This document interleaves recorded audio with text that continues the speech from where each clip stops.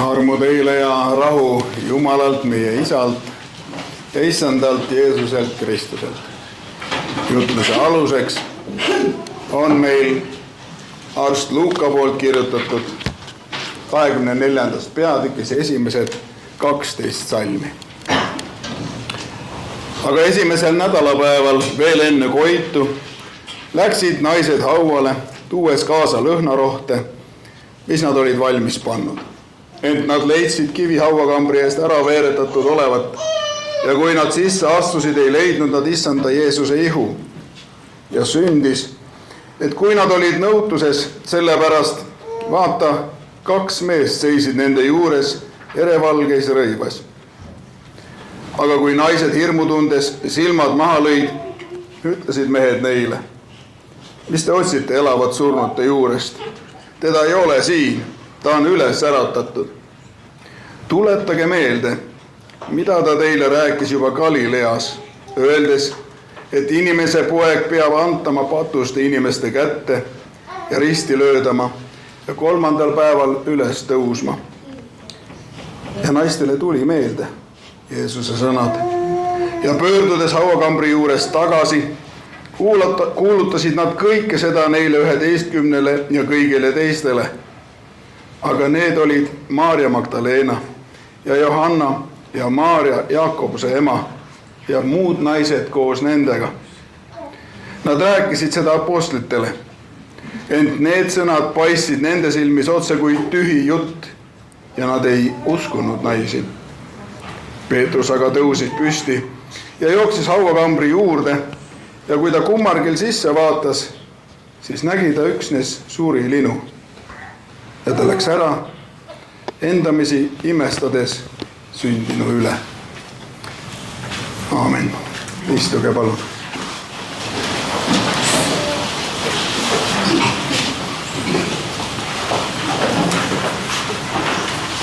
Kui mõtlesin, mis võiks olla tänase jutluse pealkiri, siis sai selleks sild.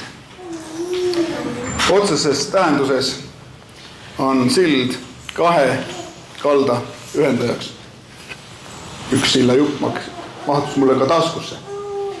Ma panin sillaks. Kuid ülekantud tähenduses on sild suhete loomine või võib-olla ka katkenud suhete taastamine. Ma jätan teile selle silme ette, et kui te hiljem koju lähete, siis te teate meenutada, millest täna oli juttu. Oleme tegelikult ajas või püüdke ennast viia tagasi sinna aega, mis oli 3 päeva tagasi. 3 päeva tagasi toodi meie silme ette üks jõhkramaid surmaotsuseid. Ja lähedased ei kaotanud mitte ainult oma 30-ndates elujõus poja, vaid suur hulk rahvast kaotas lootuse, mille Jeesus neile oli andnud. Kas tõesti oli kõik asjata ja mis saab nüüd edasi, võis olla nende sees küsimus. Sellise meeleoluga on naised liikumas hauaplatsi poole. Mehed ei suuda sedagi. Istuvad teadmatuses, arusaamatuses, purustatud ootustega, kes saab pärast riigipööret valitsema Jeesuse paremal või vasakul käel. Tänasel pühapäeval on tavaks hõisata: Jeesus on üles tõusnud. Ta on tõesti üles tõusnud. Tegelikult täna loetud tekst meile veel tõendatud ülestõusmist ei kinnita. Sellele vihjavad vaid 2 sündmuskohal eredalt riietatud meest. Kinnituse ülestõusmise kohta saame alles hiljem, järgmise pühapäeva. Tere tulemast! Täna oleme olukorra ees, kus teame faktiliselt, et Jeesus tapeti ja ta tõesti suri. Joosep Arimaatiast sai loa võtta ta surnukeha ja paigutada hauda. Teame ka seda, et hauakambri ette veeretati väga suur kivi ja see pitseeriti. Matteuse evangeeliumist 27. peatükist loeme sellele natukene värvi juurde. Variserid ja kirjatundjad tungivalt palusid või nõudsid Rooma valitsejalt Pilatuselt sealt siis paigutada koopa suu ette valvamaks lisaks terve väehulk sõdureid. Ja Rooma sõdurid olid väga kohusetundlikud. Nad täitsid oma kohust kuni surmani. Antud juhul oli roomlastest sõdurite kohustuseks jälgida, et ükski inimene ei tuleks selle hauakivi lähedale. Sest oldi arvamusel, Jeesus ju rääkis sellest oma eluajal, et ta võib üles tõusta ja Jeesuse jüngrid võivad tulla ja varastada Jeesuse ihu ja hiljem kuulutada, et haud on tühi ja Jeesus ongi üles äratatud. Minule teadaolevalt ei ole Jeesuse ülestõusmise hetke mitte keegi näinud. Võib oletada, et kohusetundlikud Rooma sõdurid seda nägid, kuid Matteuse evangeeliumi järgi, kui ingel ilmudes tuli, siis lõid nad kartma ja langesid maha nagu surnud. Sõdureid kas sunniti vaikima väidetavalt, õigupoolest Markuse evangeeliumist me loeme Matteusest, et neile maksti selle eest, et nad mitte ainult vait ei oleks, vaid ütleksid ka, et jüngrid varastasid Jeesuse. See kuulujutt on läinud liikvele. Et nad varastasid Jeesuse ihu. Võib-olla ka see, et isegi kui need sõdurid nägid Jeesuse ülestõusmist, ta ju füüsiliselt tõusis üles, siis Jumal uinutas nad raske unega selleks hetkeks. Igal juhul manipulatsioon, me ei tea seda. Igatahes, kui hommikul naised hauani jõuavad, on sõdurid kadunud. Vähemalt ei mainita meile nende olemasolust midagi. Naiste kohale jõudes on kivil pitser purustatud, katki rebitud, kivi hauasuult eemale veeretatud ja hauda vaadates on seal tühjus. Vaid surilinad ja higirätik on ootamas tunnistajaid. Ühel hetkel, kui naised koopa avasse sisenesid või ka koopa avast lihtsalt sisse vaatasid, tulid või tekkisid sinna 2 heletäis riietes meest. Me võime öelda, et need olid taevased olendid Jumala juurest, sest nad teadsid täpselt, kus Jeesus on. Miks te otsite elavat surnute hulgast? Ta on üles tõusnud, ütlesid nad. Samuti teadsid nad, millest Jeesus jüngritele varem Galileas oli rääkinud, julgustades neid meenutama Jeesuse enda poolt ette kuulutatud. Tuletage meelde, mida ta teile rääkis juba Galileas öeldes, et inimese poeg peab antama patuste inimeste kätte ja risti löödama ja 3. päeval üles tõusma. Seega teame, et Jeesus oli surnud ja see on fakt. Ja nüüd kellegi eredates riietes meeste ütluste kohaselt saame teada, et Jeesus on elus. Kui naised seda meestele ütlema läksid, ei uskunud neist keegi. Luuka tekst ütleb vaid, et Peetrus üksi, Luuka teksti järgi Peetrus üksi, reageeris sellele ja läks naiste juttu kontrollima. Ja ka siis, kui ta kõike seda oli näinud, et haud on tõesti tühi, surilinad seal maas, lahkus ta ja tekst ütleb, ta nagu mõtiskledes imestab selle üle, mis seal oli juhtunud. Ma kujutan ette, kuidas pea norus läheb, mõtleb, mis värk on. Veel kord, meil on siis 2 vastuolulist infot. Esiteks, Jeesus on kindlalt surnud ja teiseks väidetavalt on elus. Väga vastuoluline. On ta siis surnud või on ta siis elus? Ja siin vahel on tühilik. Midagi on, ta on tõesti olnud surnud ja ta tõesti on elus. Kui Jeesus meie pattude eest suri, siis ta oli tõeliselt surnud. Kui ta oli tõeliselt surnud, siis ei saa ta ju enam ise mitte midagi teha, isegi Jumala pojana. Jumal oli ta maha jätnud meie pärast. Seega tõstatub küsimus, kuidas sai ta elavaks? Vastus on, Jumal ise äratas ta ellu. See on oluline.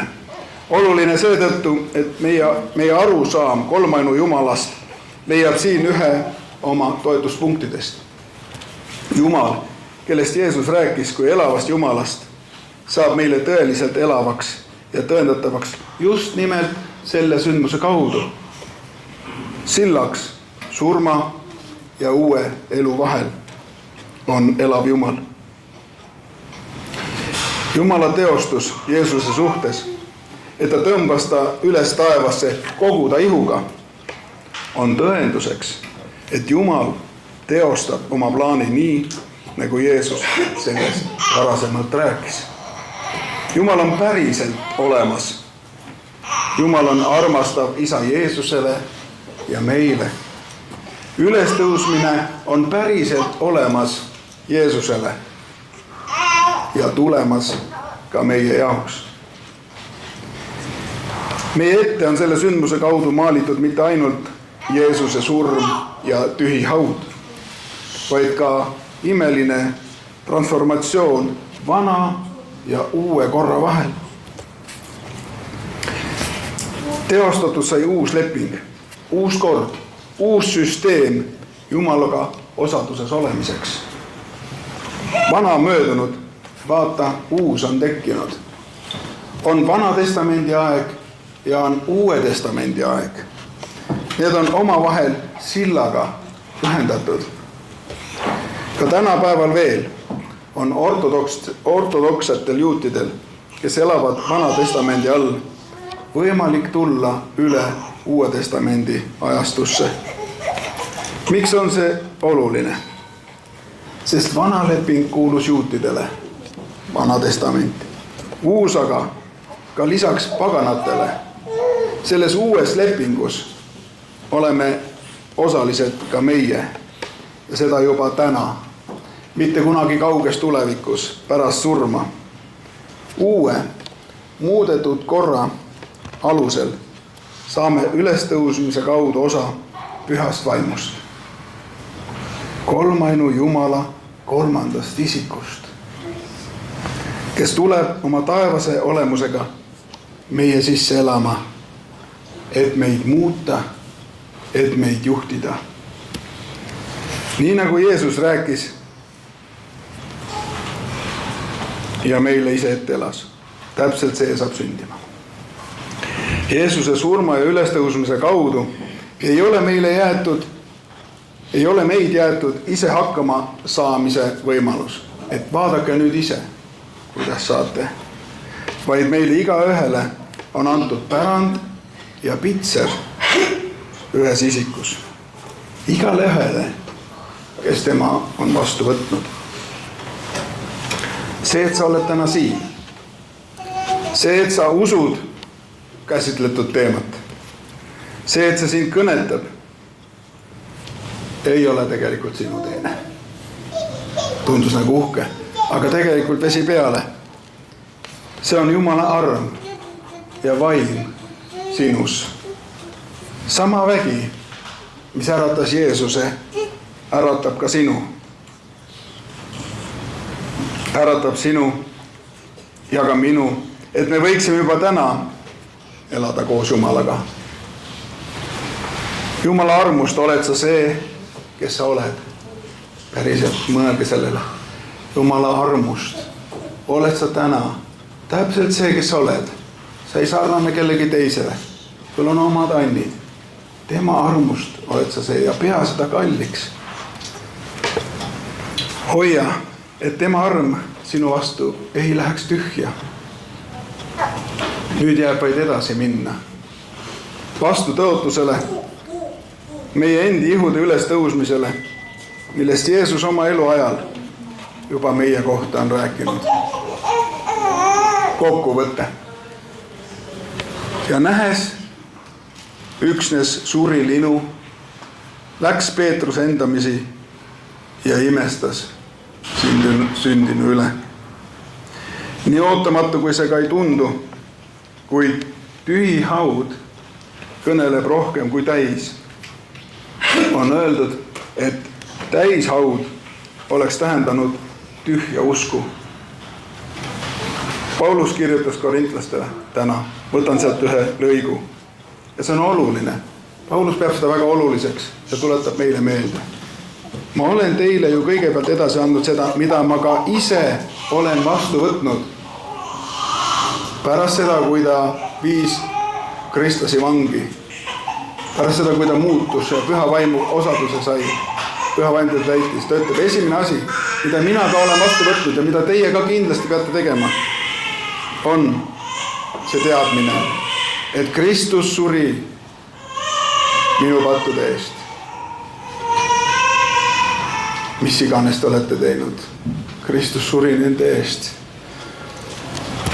Ja ta maeti maha. Ta oli päriselt surnud. Ja ta äratati 3. päeval üles. Ta päriselt elab. Jeesus ise ütleb ilmutuse raamatus, Piibli viimases raamatus, kokkuvõtvas raamatus ütleb nii, ma olin surnud, aga näe, ma elan igavesest ajast igavesti. Ning minu käes on surma ja surmavalla võtmed. Soovisin täna oma sugulastele kõigile lisaks munade värvimisele kõõnistatud ülestõusmispüha, seda silda. Enamus neist ei ole usklikud, aga see oli hea võimalus neile öelda. Nad ju kõik, nad on vanad. Nad kõik lähenevad igavikule, nad kõik peavad surema, nad kõik peavad ühel päeval kohtuma selle kohtupäevaga. Ja neil oleks targem vastu võtta see teadmine, see tõendus, et Jeesus suri, maeti ja tõusis üles. Hoosea ütleb meile, täna lugesime, aga üks lause. Tundkem siis, püüdkem tunda Issandat. See on see uus vorm, kuidas Jumal tahab, et meil temaga oleks side, et see ei oleks teoreetiline teadmine, vaid see oleks südameusk. Tundke, püüdke tunda. Ta tuleb nagu ilus koidupuna. Ta tuleb meile nagu vihm, otse kui kevadine vihm, mis niisutab maad. Sillaks Jumala ja inimese vahel on üles tõusnud Jeesus. Aamen.